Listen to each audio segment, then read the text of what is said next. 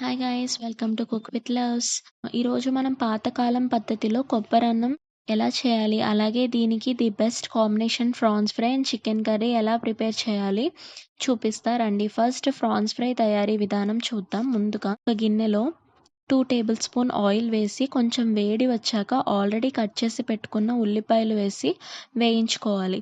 Onions golden colour వచ్చాక ఇప్పుడు paste చేసుకున్న పచ్చిమిర్చిని వేసుకుని మళ్ళీ కలుపుకోండి. తర్వాత కొద్దిగా పసుపు, 1 టేబుల్ స్పూన్ కారం వేసి కలుపుకోండి.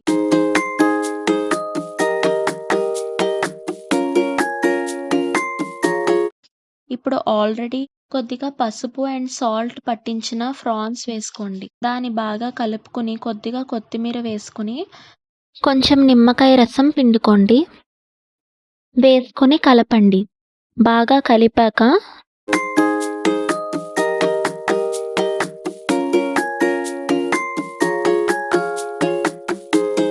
ఉడికించుకోండి.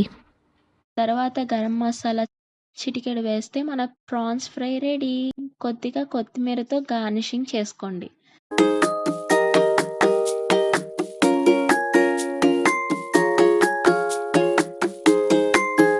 ఇప్పుడు చికెన్ కర్రీ కోసం స్టవ్ ఆన్ చేసుకుని కడాయిలో 2 టేబుల్ స్పూన్ ఆయిల్ వేసుకుని కొంచెం వేడి వచ్చాక ఒక దాల్చిన చెక్క, 2 లవంగాలు వేసుకోండి.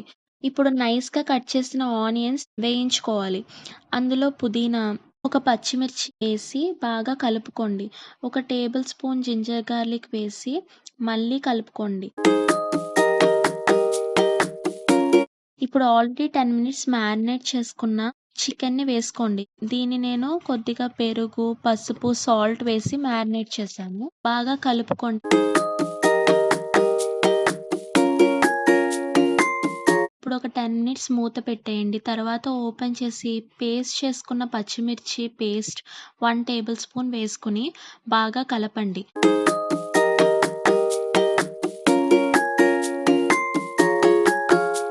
ఇప్పుడు 2 టేబుల్ స్పూన్ కారం, కొద్దిగా ధనియా, కొద్దిగా గరం మసాలా, కొద్దిగా పసుపు, కొద్దిగా మిరియాల పౌడర్ ఇవన్నీ చికెన్‌లో వేసుకొని ప్రతి ముక్కకి పట్టేలా కలపండి. ఇప్పుడు 10 మినిట్స్ మూత పెట్టి ఓపెన్ చేస్తే మన యమ్మీ చికెన్ కర్రీ రెడీ.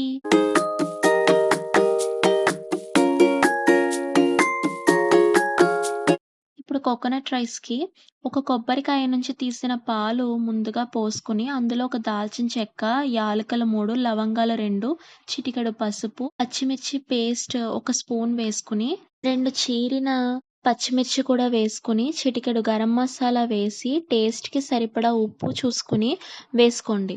ఇప్పుడు బాగా కలుపుకొని 10 మినిట్స్ మూత పెట్టేయండి.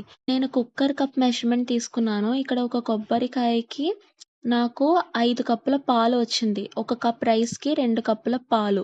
మీరు ఎన్ని కప్పులు వేసుకుంటారో దాన్ని బట్టి పాలు మీరు ఎక్స్‌టెండ్ చేసుకోండి.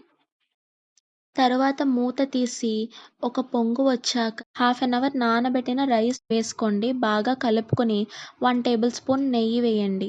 అది కూడా బాగా కలుపుకొని ఒక 20 మినిట్స్ మూత పెట్టేయండి. పైన ఇలా ఏమైనా బరువు పెట్టండి ఎయిర్ బయటికి వెళ్ళకుండా ఉండడానికి. ఇప్పుడు రైస్ ఉడికిందో లేదో చెక్ చేసుకోండి. మన పాతకాలం కొబ్బరన్నం రెడీ.